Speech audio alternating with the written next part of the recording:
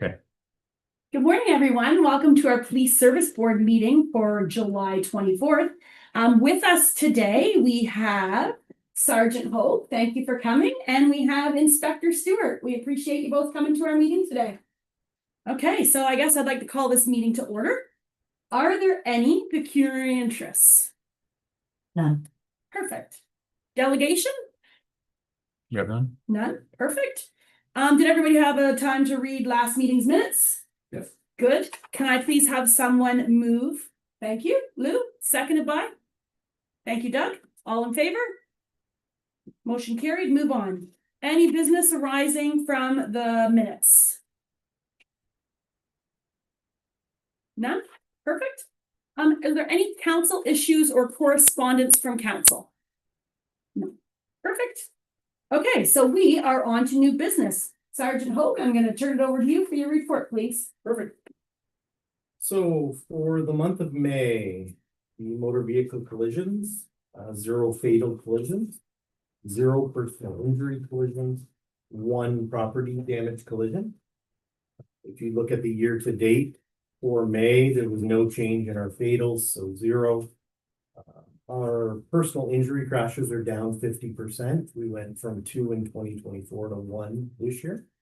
And our property damage collisions are down 22%, from 9 to 7. When we look at our criminal code non-traffic occurrences, we had 1 in the month of May, but that brings us down 93% from last year, year to date. So we were 16 at this point last year. We're down to 1 this year. Wow. Criminal code traffic charges 0 in the month of May. Those are also down 77% year to date. Last year was 9, this year is 2. Highway Traffic Act offenses, there were 4 in the month of May, which is down 62%. Year to date, last year was 78 at this point, we're 29 this year. Our Liquor License and Control Act charges, there were 4, which is an increase of 75%. We had 4 this month, or sorry, 4 last year, year to date. We're 7 this year, year to date. Likely due to some of the festivals and stuff in the parks, Right. Border and Point Edward. Yeah. Other, we had 1, we're down 54% from 22 to 10. When you look at violent crimes for the month of May, we had 1 assault. But year to date, that is down 75%. We had 4 last year, only 1 this year. Other violent offenses are down 62% year to date from 8 to 3. Property crimes, we had no break and enters, no theft over 5,000s. We had 3 theft under 5,000s in the month of May, 3 frauds, and 1 mischief. When we look at the year-to-date column, our B&Es are down 100%. We went from 4 last year to 0 this year. Our theft overs are down 50%. We went from 2 to 1. Our theft unders are down 57%. We went from 14 to 6. The only category that there has been a dramatic increase is our frauds. We're up 400% from 2 year-to-date last year to 10 this year, year to date. And mischiefs are down 50% from 2 to 1. Drug charges, there were no drug charges in Point Edward in the month of May. And our possession charges are down 100%. We had 1 at this time last year, 0 this year. There have been 0 public complaints. When we look at our patrol times for the village, our cruiser patrol is up. We went from 162.75 hours of cruiser patrol from 129 hours last year. Our marine patrol is up from 0 to 64 hours this year. Our bike patrol is down from 64 hours to 2 hours, but that's because we ran a bike course last year in May, which contributed to those high numbers in May. Our foot patrol is up. We went from 40.5 hours to 58.25 hours of foot patrol. And our school patrol was up this year from 1 hour last year to 4 hours this year. When we look at our mental health calls, we are down from 2024 in May from 5 to 6. Sorry, from 6 to 5. And year to date, we are down from 19 to 15. We had 0 drug overdose occurrences in the village during the month of May. We move on to June, motor vehicle collisions. We have one that's categorized as a fatal motor vehicle collision in the village. That was on June 25th on Michigan Avenue. It was a vehicle versus a tree. It's really categorized wrong. It should not be a fatal motor vehicle collision. It was deemed that the driver suffered a medical issue prior to the collision, and actually was deceased before the collision occurred. So it got captured as a fatal, but when you look at the MTO rules, it should not have. Personal injury collisions, we had 0, and property damage collisions, we had 2. Both of those categories are down. Personal injury collisions are down 50%, and our property damage collisions are down 10%. When I look at criminal code non-traffic occurrences, we had 16 in the month of June. That's still a reduction of 29% year to date. Criminal code traffic charges, we had 1. That is down 70%. We had 10 last year, 3 this year, year to date. Our Highway Traffic Act offenses, we had 5, down 60% from 85 to 34 this year. Again, our Liquor License Control Act charges, we had 2. So that puts our year to date up 80%, from 5 to 9 this year. And other offenses, there were 2. And that could be insurance cards, that could be Trespass to Property Act charges. But that category is down 52% from 25 to 12. Our violent crimes, month of June, we had 2 assaults, 0 other violent offenses. But year to date, our assaults are down 40% from 5 to 3. And our other violent offenses are down 70% from 10 to 3. Property crimes, we had no property crimes reported in the month of June in the village. When we look at year to date, our break and enters are down 100% from 4 to 0. Our theft over 5,000 are down 66% from 3 to 1. Our theft under are down 70% from 20 to 6. Our possession of stolen property is down 100%. We had 1 last year, 0 this year. Our frauds are up, obviously, still to 400% with no reports in the month of June. And our mischiefs are down 66% from 3 to 1. No drug charges in the month of June. And again, we had year to date 1 charge last year, 0 this year. Our mental health calls, we are down again from 2024 in the month of June. We had 0 this year, we had 4 last year, which brings our year to date to 15 from 23. So we are down there. No, again, no overdose occurrences in Point Edward in the month of June. Our false alarm report. So May was pretty good. We had 5 false alarms, 2 which officers attended, and no repeat addresses.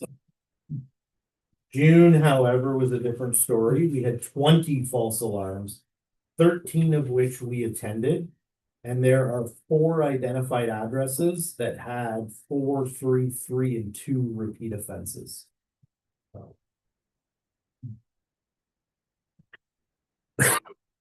Community services, our officer did 12 media releases for the county in the month of May and 28 in June.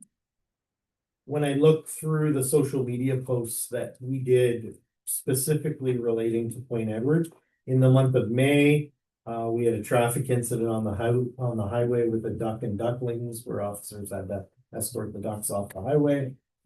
We had a post about the construction on St. Clair Street. And we had a post about a joint M&R OPP marine initiative on the river near the bridge. In the month of June, there was a post regarding an OPP bike course that occurred, the law enforcement torch run, the big slow roll event. Again, another one on the construction in the village. The auxiliary unit had a meeting at Bridgeview Marina with our marine unit. The Canada Day event and a release about the fatal motor vehicle collision. Our officers attended the Canada Day event in Point Edward for the day. Moving on to our school resource officers. They are in all of our schools across the county, including the school in Point Edward. I believe there was one call that they responded to there with regards to an out of control student.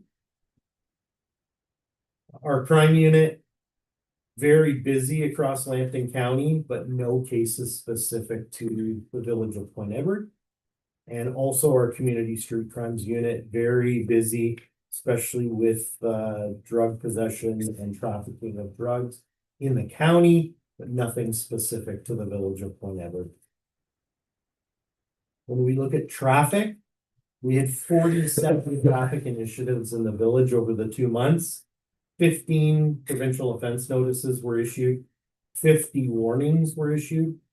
We had 18 motor vehicle collisions, but that statistic includes both in the village and Highway 402 and the Blue Water Bridge within the village. 10 ride programs and 3 impaired arrests. Obviously, I know it's been a concern of this board in the past with regards to the commercial truck backups on the 402. We are seeing backups like we have never seen before. I can tell you over the last several weeks that we often on Sundays get back to Waterworks Road on the 402, both lanes at a standstill. We are monitoring that. We are working with the Blue Water Bridge, trying to make some changes. Blue Water Bridge informed me just last week that commercial traffic at this port of entry is up over 30%.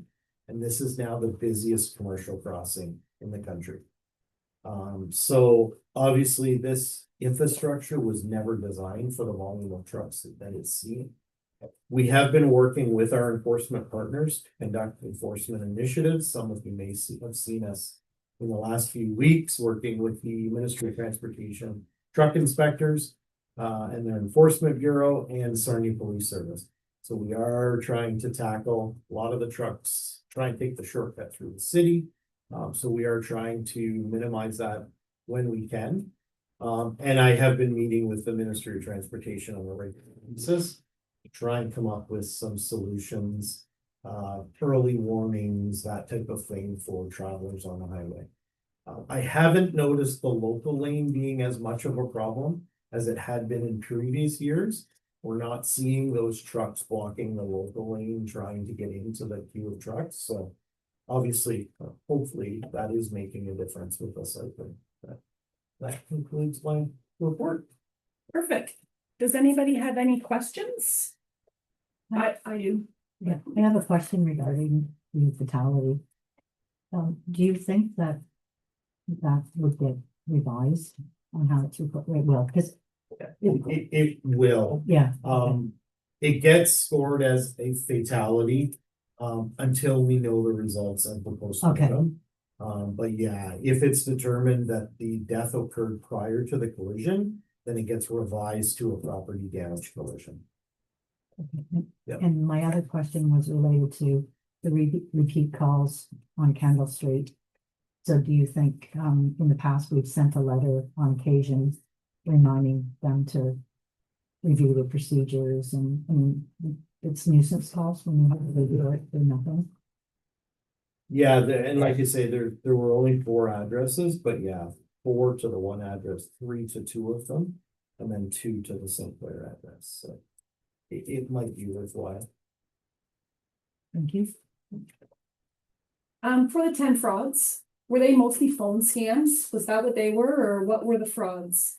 A lot of them are. We actually have an officer that is looking after a lot of our frauds. when he saw the stats this morning, he was gonna go take a look at them and pull. We're trying to do a lot of prevention because a lot of these scams are international and we really, it's very tough for police to make an arrest when these go outside the country. So our best bet is prevention.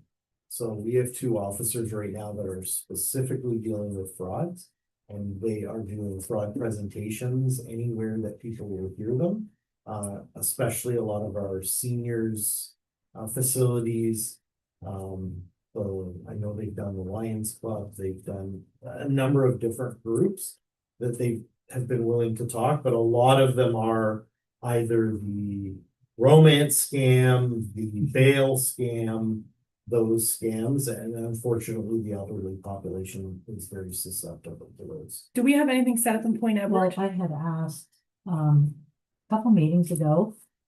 And sorry, I can't remember who was with us that day, but if we could look at, putting on a presentation at our community hall for seniors and talk about, it's in the minutes, yeah.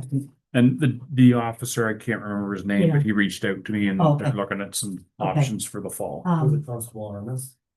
It was actually Brown, Okay. Kevin Brown that works with him that talked to me, yeah. but Cause the other thing was, that we talked about was the additional conflict with AI, and now they can actually call and have the voice and everything, and so we wanted to get people aware of the heightened awareness on how things have changed.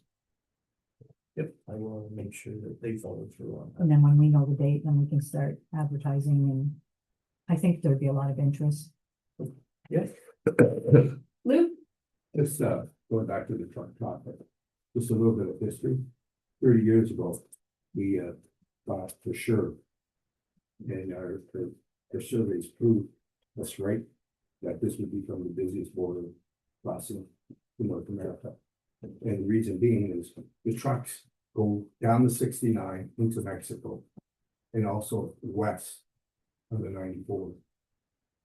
Whereas winter, now with 2 bridges in the near future, they'll share the load, that they will never be as busy as this. So what I'm saying is, expect to be busy. So we've been 5 months in a row as the busiest crossing.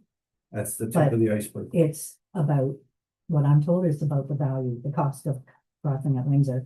They don't anticipate any impact from the new bridge because it's going to charge the same or higher than Windsor. So we, The Ambassador Bridge has a war chest of over $200 million to combat the new bridge. They've been raising prices since 2012 in anticipation of this new bridge. So expect a dirty war down there, Yeah. especially for the top. so the signs as you come into Point Edward, the first one that's out quite a ways, I don't know where it's at. Often it says bridge delays, that one often says NA or whatever, and then as you get closer.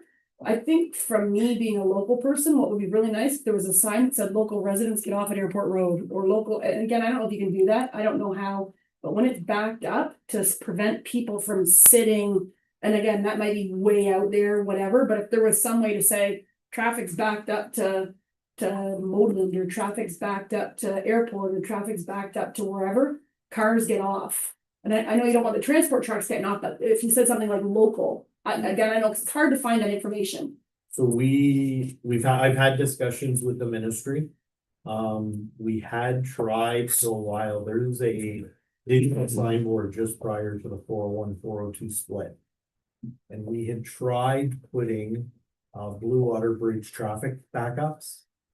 Unfortunately, the Blue Water Bridge took issue with that because they felt that it was diverting clients away from the bridge. We did talk about local traffic exit. Unfortunately, the lower tier municipalities don't want the added traffic on their roadways. And those roads are not designed for the volume of cars that we push off onto. But we are discussing, is there something different we can do? Because I can tell you, I personally, in the last 2 weeks, have seen some very dangerous driving behaviors. Vehicles reversing on a divided highway, vehicles turning around and driving head on at traffic on the shoulder to go back to the last exit that they passed to get off the highway. So it's only a matter of time till that turns deadly.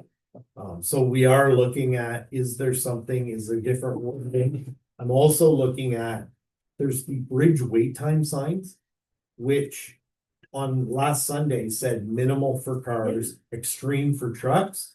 But then the cars would get to Modeland Road and they'd sit there for 2 hours because they're stuck in traffic. How we can make those signs kind of seem similar. So the ministry is working on that. We're looking at potentially additional signboards being installed along the highway. So. Perfect. People going backwards on the highway and backing up ramps and people are complaining about it, right? And I mean, that's not proper behavior, but. They also don't sit- Well, and the other problem with that is people don't realize, so a long way vehicle for us is a priority 0 call, which means officers are responding lights and sirens to a vehicle going the wrong way on a divided highway.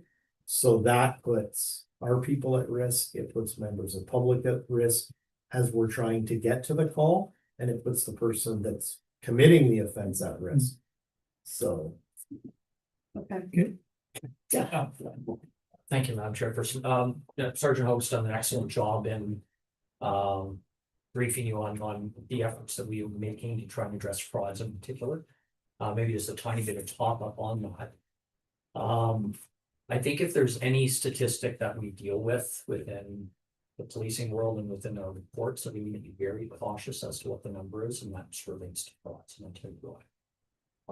Number one, historically, frauds are grossly underreported to us because of the embarrassment factor. People are victimized, people lose money, they realize, oh my goodness, I fell for a romance scam or a grandparent scam, CRA scam, and they don't report.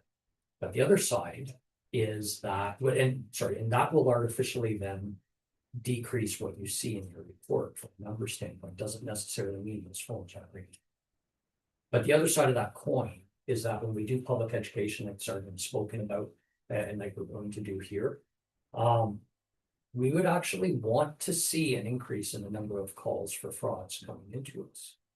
Because that means we've heightened the level of awareness within the public, because one of those asks is always to notify us when you are not necessarily a victim of fraud, but when you receive a fraudulent phone call, because that allows us to keep track of what the current trends are, what sort of things are going on, and then that plays back into public messaging, public education, all of those things. So an increase in the number of frauds doesn't necessarily mean an increase in the victimization, and I think that's an important distinction to make. And so maybe what we can do moving forward to provide a little bit of clarity, if the board would like this, is we can report on the number of frauds and then the number in which folks have been victimized, because that may provide just a little more clarity around does that make sense to the It does. It's just we have to be very careful with that particular statistic. That's all. And now, do you want people notifying you? Like I had 2 yesterday and I don't ever do anything because I figure whatever, I don't reply. Like you guys don't want to know about all these things that people are getting all the time, do you? Well, we do. We want them to contact the Canadian Fraud Prevention group. And they can find that online, but we do want them to notify through the non-emergency number to the OPP that they've been victimized or that they've received a call. Certainly they've been victimized, because again, that allows us to have a better understanding of what is going on from a trend standpoint. What is the current thing that's happening? If we suddenly see a massive increase in the grandparent scale in Point Edward, that allows us to pivot and have specific messaging to this community with regards to it. It's much more of a strategic approach when we know exactly what the nature of those is. So I would absolutely encourage people to call. Don't use the 911 number, but use the 1-888 number. And then most certainly, and then that plays into what Sergeant Sardi's talking about as well, because Lambton does have 2 fraud prevention officers. That allows them to see all of that information, and they only know what they get told, right? So that makes sense. Can a fraud attempt be done online report? Can you, That's a good question, sir. I'm not sure. Okay. I don't know, but I can Sergeant Hope will think around. Okay. I think it may be easier than phoning and tying up, do it online. So Inspector Stewart, just thanks for this update on this, and you've asked us to contribute. What I'm concerned is, higher up in the food chain, what pressure politically is putting on the ISP? So what are? The internet service providers. The phone calls. Yeah, I don't know that, sir. I'm not sure. Do you mean like from a corporate standpoint and at OPP No, from a or from a political government standpoint, for- standpoint? You know, they should be able to track where the calls are coming. I mean, they're collecting fees, Mhm. like, so you follow the money, that'll tell you where it's coming from. Yeah, unfortunately, and as Sergeant Hogue alluded to, like so much of the frauds that happen are from overseas. And those things are routed through different internet servers and those types of things. And so whereas if I were to use my personal cell to call you, you know, that there's a very distinct, in general, in fact, generally, that's not what we see when it comes to fraud. So I don't know politically what's happening with the phone companies, to answer your question. But you know, from a policing standpoint, we have to stay within very strict guidelines on things like privacy around information. We simply can't just access subscriber information, those types of things. Rightly so, we need a warrant for that type of information to protect people's privacy. And so we just sort of stay within our lane on that, sir. And political, that would maybe be a more appropriate question for maybe the board to forward up the chain through the government of Ontario, that's some question. No, the reason I asked that, because CBC did an expose on a 6-story building in the middle of the downtown area in India, where they were hitting Canada with all this fraud. So if CBC can find them, which is, you know, why isn't the political will there to put pressure on the Rogers and the rest of those companies? That's all I'm asking. Yeah. And I understand that's out of your bailiwick because you made that explicit, but I'm sure, you know, you guys should put some pressure on that. Who should we address something to? Well, I would always, I work sort of as a sergeant, sort of a chain of command world. So, you know, whether that's your local MPP perhaps, and push it up through Mr. Bailey. As a means of bringing those concerns to the Ontario government, that would be my recommendation. Second. I don't know about everybody else, but I haven't had one of those CRA calls for probably almost 2 years. And I used to get them frequently and they would stop, so I just thought it was improved. I had one yesterday. Oh, I had two yesterday. My work phone, Yeah. Okay. for some reason, when I answered Ontario Provincial Police, they hung up. So we should all answer our phone. I just thought it had gotten better. No, I had one of those and then I had a Coinbase withdrawal code sent to me. Well, and that does raise an interesting point, though, that I think is for good awareness for anyone that's listening online and for the community. And someone had alluded to it, folks are now using these phone calls as a means of getting your voice, and they're using AI to generate messages. So the days of hello, please stop calling me, or you just called police number, you actually are putting yourself at risk by even talking because of them then utilizing your voice to potentially now turn that into, you know, hi Graham, it's me, Oh, my jail. God. So Yeah. be very, very cautious. The Yeah. best advice that the police could give is if you receive one of those, just don't even respond. Thank you. That's good information. Yeah. I have a secret password for your family. Here you go.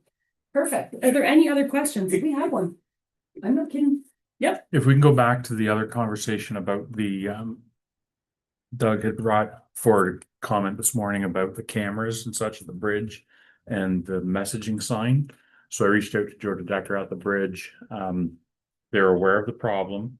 The MTO is able to see the cameras at their location in London, but they have found a broken cable fiber. Internet cable. And so they are expecting that system, the messaging system and the camera to probably back up by about the middle of August.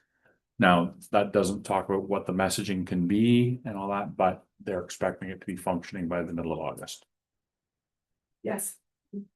This disturbs me to no end, because from a police protection point of view, and supposedly the border security's perspective that we're taking North American wise, it puts at risk our police officers because they don't know where the perpetrator may be going left, right, up the middle, down the middle, reversing. It does a view of what's happening if a crime's committed or if someone's running the border. That's the first point. The second point, there's even more, is who runs the camera? Does immigration or customs run the camera, or is it an MTO thing? Because those are three very distinct jurisdictions that we have to consider. And it's very disturbing if there isn't coordination between the three and with our local officers.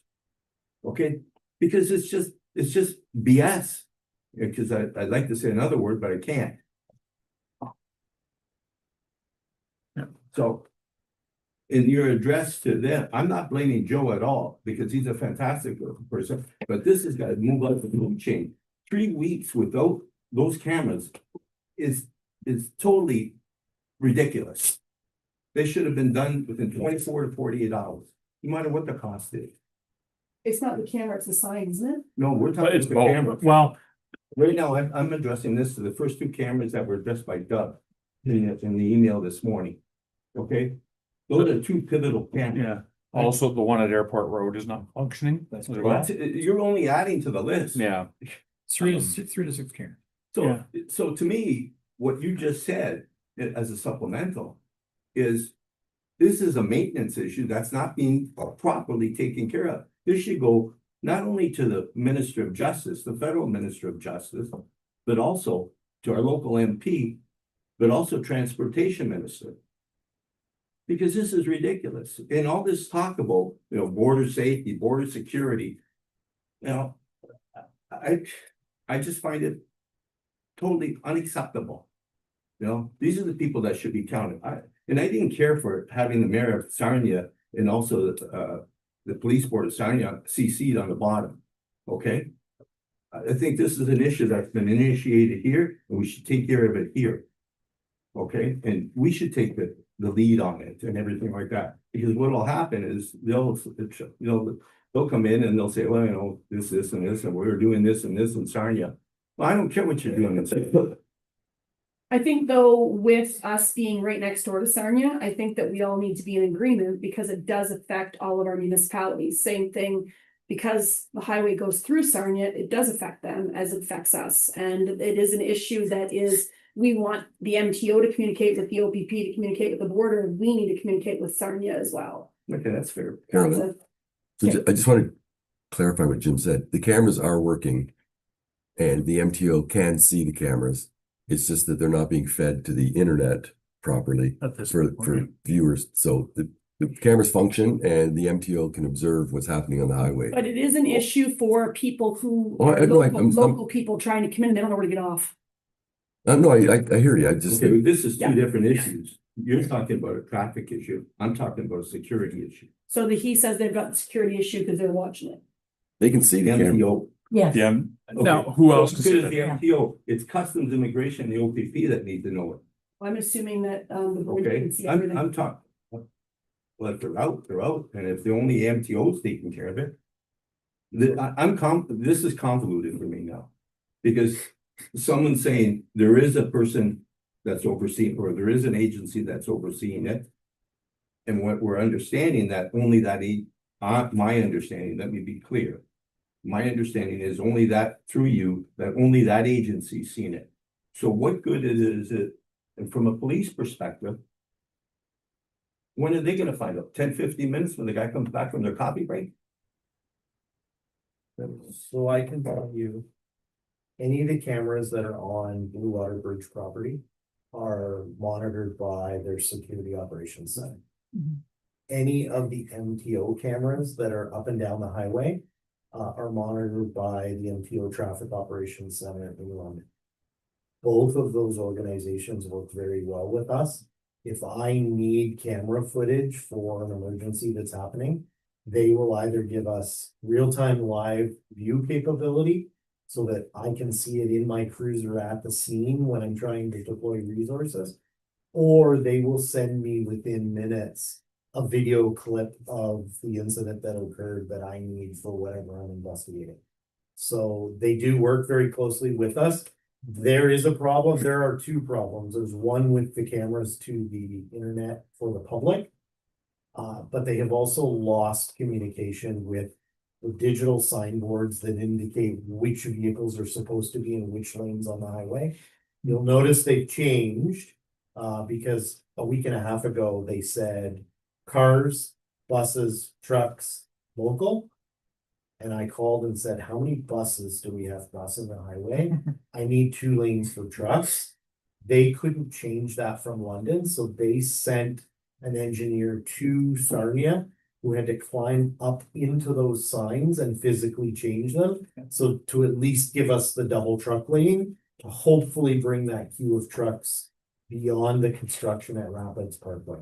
Because that's when all of our problems start. Once the trucks back up beyond Rapids Parkway and there's only 1 lane there, now any cars that are in that traffic are stuck. So I know they are working on it. I just talked to actually one of the MTO regional managers on my way to this meeting this morning. And he assures me that that will be rectified. They're just waiting for some parts. Thank you, Sergeant. Yep. The most important part there was the fact that you identified that the MTO was working in real time. 100% they Okay, did. well, that We satisfies, called that direct. satisfies my concern then. We call direct to the traffic operations center and they will send us whatever we need. My concern, I see where Lou's coming from an high rated C federal and security fashion, but from a practical and pragmatic point of view, it's the public not having the ability to see these cameras is what can lead to these accidents that we're most concerned about, that cause even bigger problems on the highway. It's like any trucker that's coming down the highway that has the means to have a hands-free device that can see those cameras, it's worth their time to do it. Tells them ahead of time that there is in fact a backup in real time. That my concern was, does it affect the officers? Well, it will affect the officers if the public can't access these No, cameras. I'm There's not more of a disagreeing chance with of you. having an accident. That's why. Not like my biggest concern is that it's because the public can't access this tool that could prevent accidents, both truckers and truck or car traffic. Then Makes there's a greater potential for an accident. So we are in the process of writing a letter, which just went out last night that we are gonna work on today. That is with your support, because we've discussed this better before, just so that people understand what issues we're facing here in Point Edward. That, you know, the rest of the province doesn't have these same issues that we have. So we are writing this to Bob Bailey and to the Minister of Transportation and a few others. And so we will go over that letter. Do we do this while we're here? First thing I though need to say next is because there's 4 points that we're working here. Our bylaw number 1 of 2025 being bylaw to name the local police service board. So the actual name of our police service board is the Point Edward Detachment, let me just bring it up here. OPP Detachment OPP Board. Detachment Board of Point Edward is our actual name. So we just need to make note that our physical name is the OPP Detachment Board of Point Edward. So you move to accept that? Can I have a seconder? Perfect, all in favor? Perfect.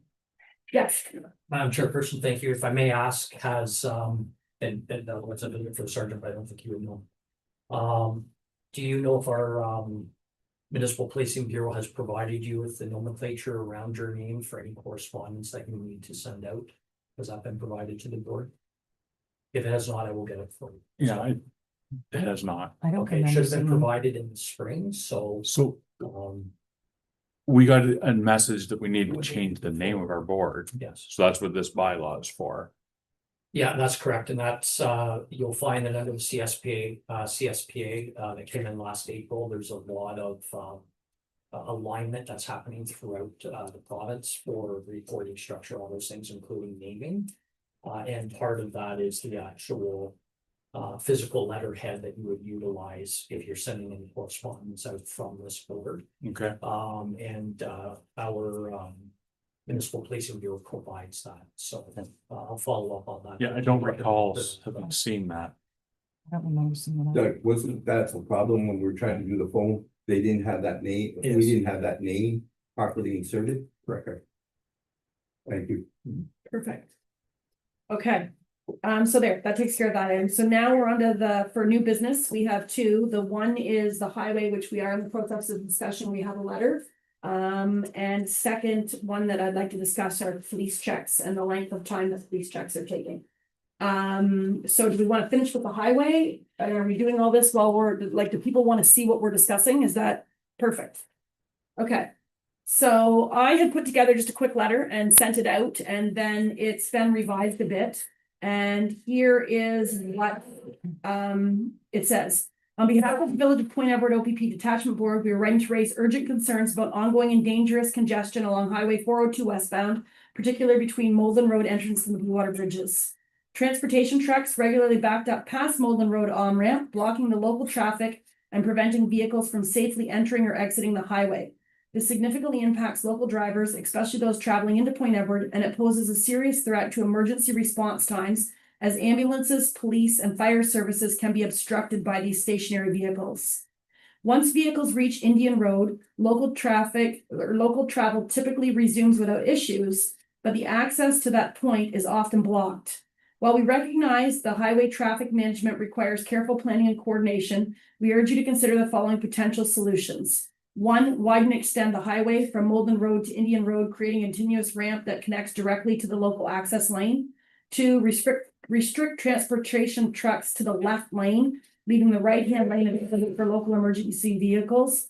3, paint no stopping chevrons, install visible sign to keep the right lane clear. 4, establishing a marshalling yard so that trucks awaiting entry to the Blue Water Bridge not idling on the highway, which is intended for flowing traffic, not parking.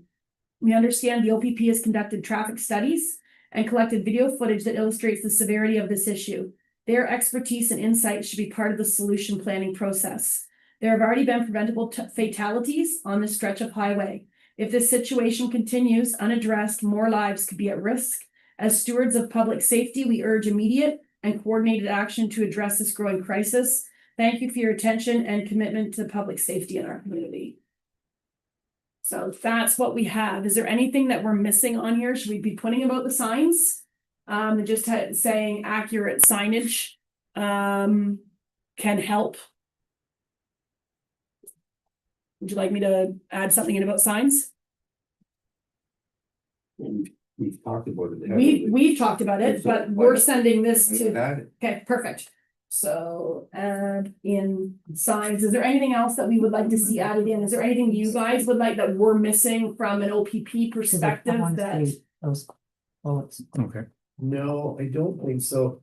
The only concern that I see there is restricting trucks to the left lane. And again, these are just things. So again, we can't, but again, this is just some do what you will with it. We're not the people who do it, but if the trucks could go to the left lane, it would open it up. It's just another, they're gonna say no.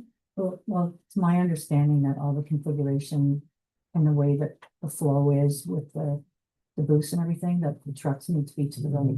They can go through all the booths now. But if they do go to the left lane, then that little currency exchange booth in the middle that has a business doesn't have access to the people who want to go through. It's also a driver education thing. We Yeah. spend, every truck driver is trained, you don't go in that left lane. It's a passing lane only. It's not a stopping and parking lane. So to all of a sudden change the rules of the road in this little part of Ontario with drivers from all over the world potentially would just be absolute chaos. If it's all of a sudden they said, okay, you have to be in that lane, that we have signs everywhere saying no trucks, right? So it would cause. If you drive down, even the 402 through Lambton County, we have had signs reinstalled that say keep right except to pass. Yeah. And there is signage, I'm gonna say just prior to Airport Road, which actually prohibits trucks from the left-hand lane unless they're fast pass. So I will take that completely out then. Okay. Item 2 struck from letter. That's an excellent point that you brought up, because we had the same argument 30 years ago, because the argument was they changed all the trucks on the US side to the left side. So the commercial vehicles are all on the left side. So they cross actually in the middle of the bridge. Right. After they pay their toll in that small area, Yeah. trucks cross Right. over to the left. And there was a huge argument back then. It probably lasted about a year before we finally made a decision, because the Americans were so dead set against it going to the right, because their plans were the commercial vehicle was all on the left. Right. And so I think your argument is 100% right. You keep them on the right here, don't make them change on the highway. And that were our same concerns 30 years ago. Yeah. Unfortunately, though, it's worked on the bridge. I don't recall too many accidents on the bridge between But you can trucks and thank our cars. American hasn't counterparts been- for that, Oh, yeah, because they positioned their commercial on the left. right. But all I'm saying is, since them doing that and them having the proper signage to tell trucks to have to be on the left, there's been no accidents and it's worked. So it could work. But it'll be more fatal for us on this side. I would rather limit the, No, I don't disagree. I'm just saying. it yeah, I has would worked. rather limit the accidents in that small area after toll. So if I put the add-in information about the signs and then send that back over, does that sound good? And then we can get on with sending this letter off. And then I'll make sure that you also get to proofread what we're doing. So if you guys have any suggestions or any input, then we know we're all on the same page. And then I would like village council to also do that. Because then it's showing that at least those cohesion that our police service board feels this way, that village council feels this way. The more people that voice an opinion, the more they'll look at the opinion. Similar. And I don't know if the OPP will just, do you guys do a letter at all, or do you care, or how does that, I mean, I know you care. But would you guys draft a letter, or is that no, because you guys talk about this all the time in your meetings? I think it would all, for us, I don't know if it would benefit you, Okay. but it would almost be a conflict for us to Okay. dictate to provincial government what we wanna see. Mhm. We just let them, you guys as a police services board and as a municipality can try and influence their decisions, and then if they make a decision, then we enforce whatever their decision. I'm sure the letter will go from the ministry to someone at the OPP in traffic services to say, do you have any comments? You guys will write a full report back with some stats, and the ministry will use that in their decision making. And what I said about the OPP on here was okay. Anyway, I'm gonna send it, you guys can have a chance and then tweet her and we'll go back. May I ask a question for the board here? Yes. Can we move this up the food chain? Like, I think we really should let the feds in on this too. We should let the Ministry of Transportation at least know what our concerns here in border safety. Oh, we send it to the Ministry of Transportation, No, Federal. oh, federally. as well as our I federal mean- MP. It doesn't cost any more to send it to them too. But it puts us on their radar. Marilyn Gladu. You have a combination of issues, right? Like international border crossings are a federal responsibility. Mhm. Yeah. The highway is a provincial responsibility, so it's And that- certainly been heard. And that's kind of one of the issues, because everyone kind of points the finger at the other body, so it's a matter of getting everybody in the same room to, What do you want to notice? Yeah. That's all you're doing. perfect. Okay, yes. Madam Inspector. Chair, if I could just, to close the loop on the messaging, Deputy Mayor, yes, we would respond back once that letter is appropriately gone through to go up through the government, through the Solgen, to the minister, and then into our corporate communications. So as opposed to us responding locally to it, that would be something that would be more of a corporate response that you would see from the folks, but most certainly we would have come. So what I will say just generically is that we will always support, any sort of good idea that leads to some public safety, and I know that sounds sort of like a line, but it's actually true, so. Thank you. One other issue is police checks. So I don't know if people are aware, I've had a couple of phone calls regarding police checks taking a long time. And again, we had this issue back in 2020. And so basically I pulled up my letter from 2020 that we had sent out and kind of tweaked a few things, because the people who have notified now, one's for a summer camp and one's for education program. What the concern is the backlog on the police checks. And when it was done at the local branch, there was never a huge backlog. So we know it's done now centrally, and I think it's an outside organization that's doing it. Because is it the OPP who does it, or is it done by like one of those back party. checks or one of those? The application goes through a third party. Yeah. But it is actually OPP that processes the background check itself. Okay, they're just taking longer than a month. And for people who have jobs that need a job, when you now are being told that you can't accept that job, that's putting a strain on well, everyone, because then people have to go on unemployment and that costs people money. And 2 coaches. What I'm concerned about is hockey season's coming up and we have a whole bunch of hockey coaches that are gonna have things done. So I already know these 2 that are backlogged. Should I be going to Point Minor right now saying, get your hockey coaches to get those in? Because otherwise we're not gonna have hockey season. Point Minor already sent that out. Did they? Yeah, about 3 or 4 weeks ago, reminding coaches Yeah, I that, saw that it. it's your responsibility and that there is a 1 or 2 month. Yeah. Like, I think what has to happen is people just have to understand the time frame. Yeah. And But when you're applying for a job and you're a student and you're whatever, and so you're working in a summer camp and they tell you you have to have a thing, you get hired on June 20th. You put your thing in June 20th and your camp starts whatever tomorrow is or Monday and you still don't have it. How do you, is there some recourse where a letter could be granted that says this is in process or whatever? Because as of right now, this individual from Point Edward is supposed to start a job on Monday. And if she doesn't have her letter, she's not gonna be able to start camp. well, 2 things. Minor hockey accepted my receipt that I applied because mine expired. And they accepted, so I had it cleared.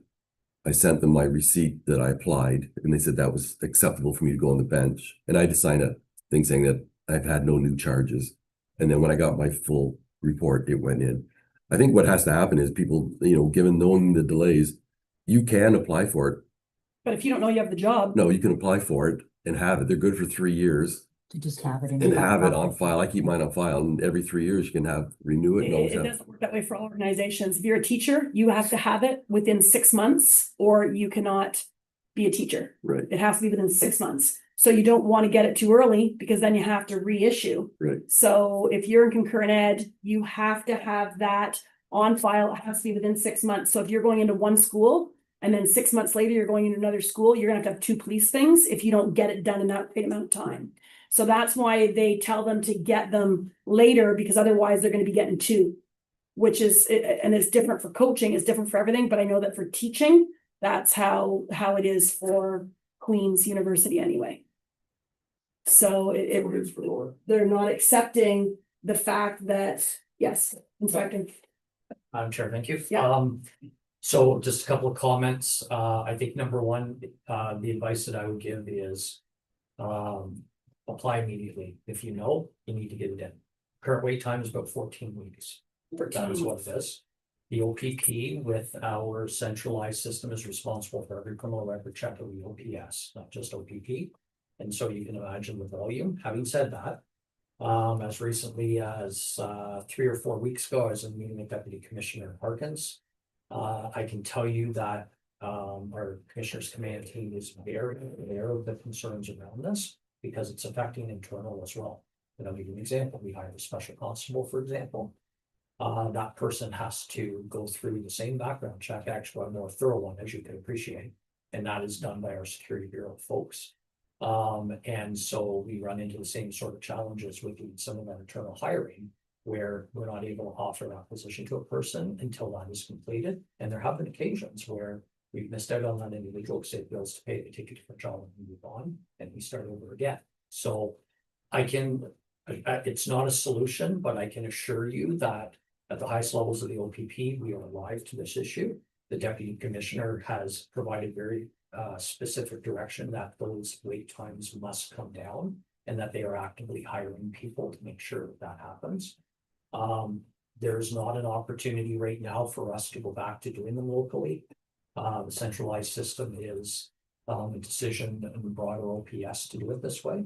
But what I can say is that knowing that there are significant wait times, as soon as an individual knows that they're going to need one, for example, hockey, get it submitted right away. And then we'll go from there. The other component that I've been asked before is there an opportunity for us for a one-off to make a phone call up to Security Bureau, can we put stream lights? And I can tell you that there's no appetite for that, nor should there be, because whose application is more important than anybody else's that's waiting in the queue. And all that does is creates a backlog for everybody else. And why would my request be more important than Mayor Hand's request? So Because you let God and she doesn't. Yeah. But is there a way that these people are, like, there's nowhere to look up how far the process is? It doesn't say it's 14 weeks online, it just says it's delayed. Yeah. It says a delayed process. So if you're sitting here, because I can tell you right now, one of the persons is my daughter, and she goes to Queens for concurrent ed, and she applied in June for something for August that she needs. She figured 2 months was more than enough, because if you do it sooner, then you have to repeat, and they said that she can drive to Kingston and get one in 2 hours. So she's now gonna have to pack up and go to Kingston, but she can get a police check done in Kingston in 2 hours. Well, the way that police checks work, it's supposed to be done through the area that you live, but if that's an opportunity for an individual is to do it that way, then. I mean, I don't pretend to know what Kingston Police's backlog would be on police checks, but. At least within the OPP world, that's sort of the situation that we're in.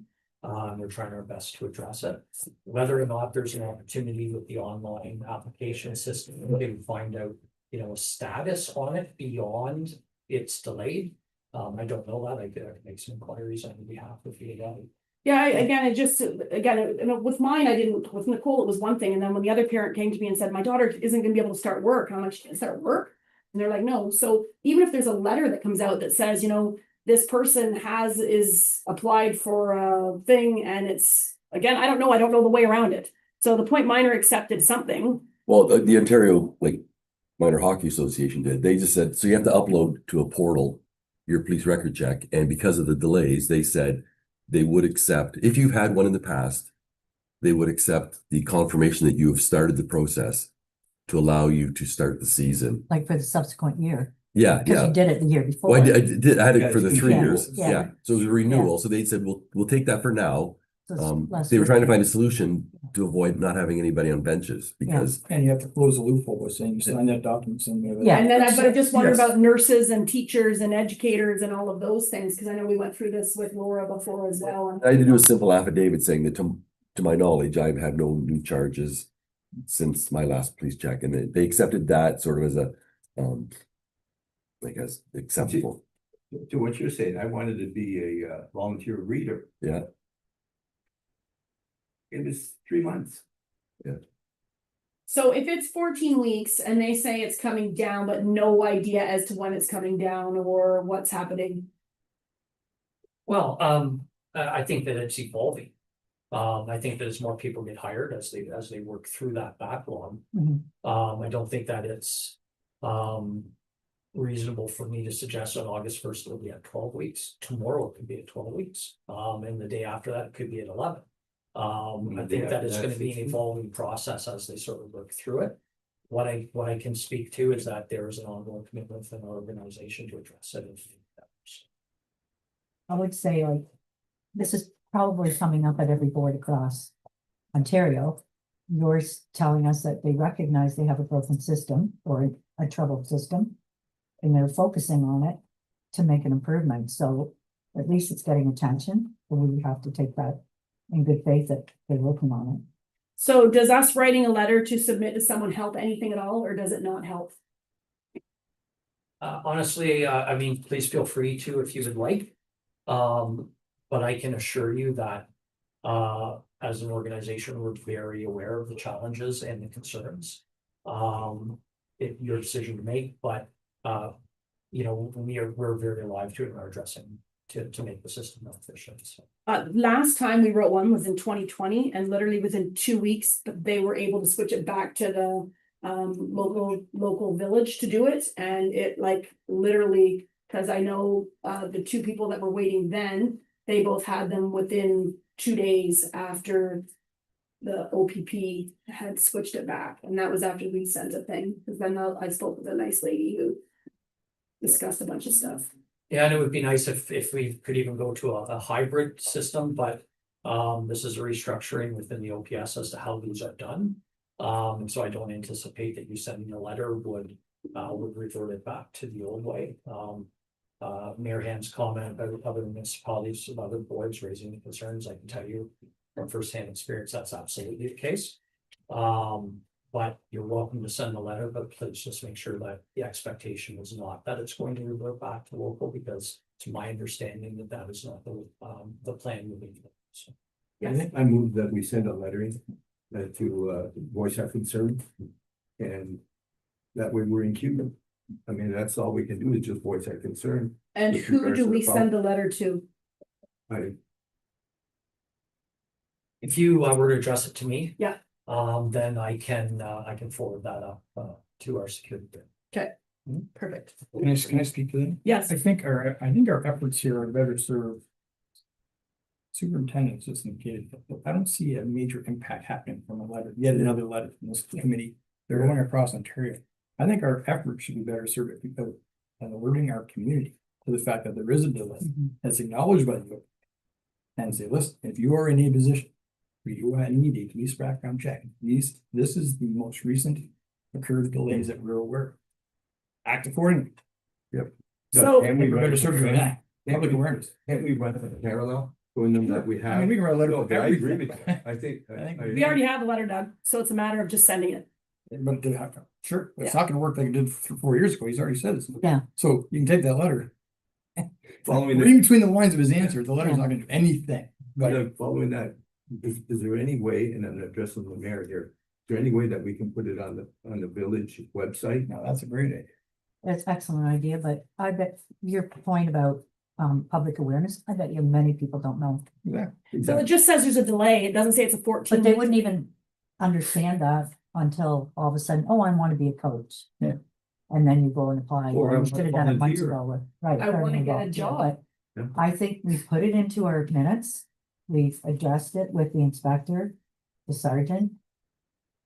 I think we've covered it off. And I think we can send out a constant contact. Yeah, to the but village. as far as another letter. That'd be I'm more not useful. really- I can confirm what the inspector said. We are very aware as an organization. Mhm. Because I have internal construction projects at our local detachments that are delayed because the contractors can't get their clearances to do the work to complete those projects. So it's affecting us internally just as much as it is Yeah. the public. So we'll put that out in a village constant contact. Are And the we- website. Is the letter going ahead? We haven't voted. We haven't voted yet. I'm just writing this down. So village constant contact. I'll withdraw the motion on the letter. Okay. So no letter. Yeah, no letter. Okay. There's better avenues to. These engage communications. with, Thanks, Louis. Perfect. Village constant contact is, Website. and the website. It's not, 14 weeks. Or I don't think we should give a number. I think we should No. say, But I think people. substantial. I didn't think it hurts to put it on. Because there. substantial could mean 4 weeks. Again, when you're applying, you don't know. 14 weeks, they need to know, because if you've applied for a job and you're gonna be 14 weeks before you can get that job, you might have to go get another job. That might as well be true. Or you may as well just go. we say currently 14 weeks, but it's subject to change. Right. And you should plan accordingly Right. to allow yourself extra time. It highlights the need. Perfect. Okay, is everyone in agreement? Can I get someone to motion that we are gonna put this on the village website and send out a constant contact? Perfect, that's it. All in favor? Motion carries. Okay, perfect. Is there anything else for new business? I just have a question. Yes, Yes, I have one thing too. Just a question for the sergeant. Non-emergency calls, are they recorded on in our stats as well that you presented today? I'm sorry, I didn't have a hard copy to you. Follow. Yes, so those stats would include any call for service that comes to our communication center.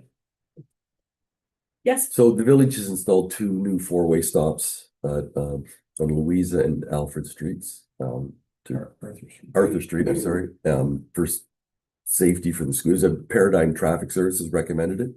So I'm just wondering if we can do a little bit of proactive education, maybe now that they're new. We've done signage, we've done communications, but now I have seen 1, maybe 2 cars roll through them, the new stops. And maybe it's just not being aware, not being able to stop in time, but if there's any type of just some proactive viewing, and let us know what you noticed. So I would include the 4 crosswalks in that messaging about change. That communication. Like we've got 4 new, or will have shortly, 4 new crosswalks on St. Clair.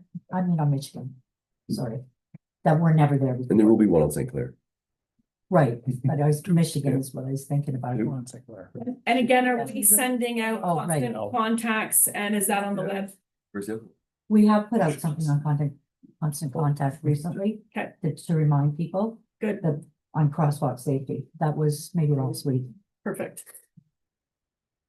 Good. Any other questions? Any other comments? No, but and just back to the crosswalks, I think, I don't know if your officers on patrol noticed, but I've noticed a real calming in the downtown core with the crosswalks we put in now. I'm seeing people, it's all the eye distraction of all the signs stopped for pedestrians and that. I'm seeing people slowing down and just because it's a visual hazard, right? So they are modifying it.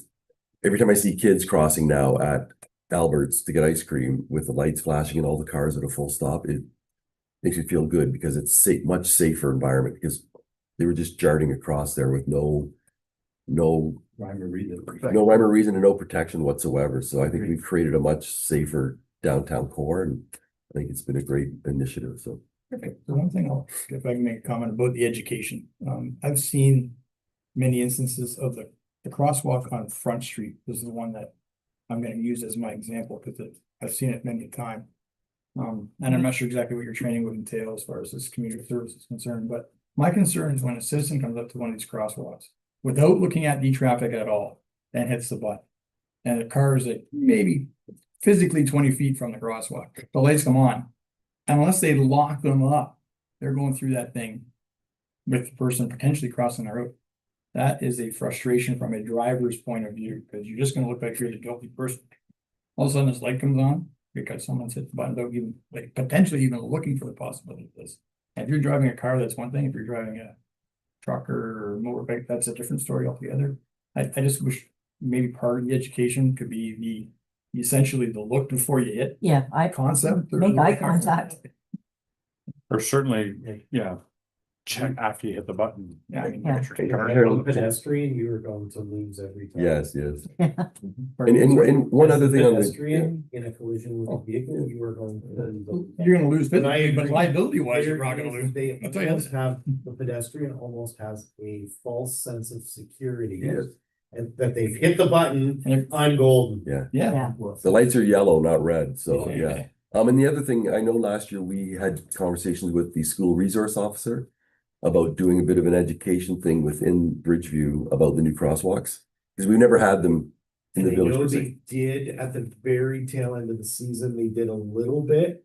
And the plan was the next school year in September to hook up with the principal and try and do some physical on-site training with those crosswalks. That'd be wonderful. Yeah, thank you.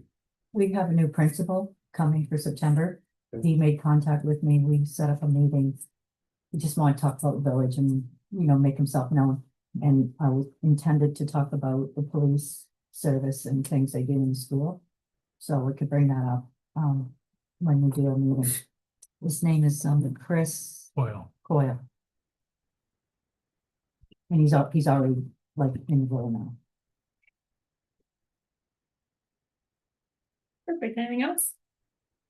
Okay. Can we want to review the financial statements? Does anybody have any issues, concerns, or anything they would like to bring up about the financial statements?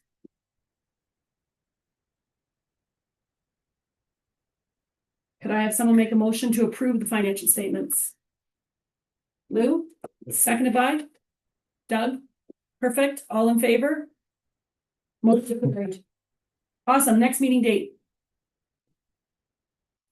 September 25th, What time? 9 o'clock is what it says here, but that's up to the board, 9 or 9:30. So what was the date, Jim? September 25th. It's right here. So do we gotta go 9 or 9:30? 9. Okay, Unless you two have a meeting But right. at we the last minute. we meet with Joe. No, on but in case Thursday. you have it. We can get out by 9. To be here. Typically, But in case you can't, Yeah. just let us. Thank you, yeah.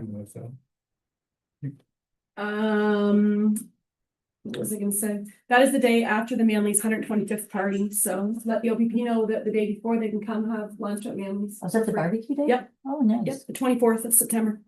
That's fine. Ron. Oh, Ron, do you have anything you wanna say? No, I'm just here to make sure everything's going well, and it looks like everything's going well. We've had lots to discuss today. Big day Absolutely. at Point Edward. Awesome. Okay. He has to get a new backdrop because there's a hole in the bridge. Yeah, that picture's a few years old, but the bridge is connected. So maybe once it's open, you'll get some truck relief. Doubt it. We would appreciate that. I doubt it. Okay, so our next meeting is September the 25th at 9 a.m. Could I please get a motion to adjourn this meeting? Lou, thank you. Meeting done. Okay, take care, Ron. Thank you.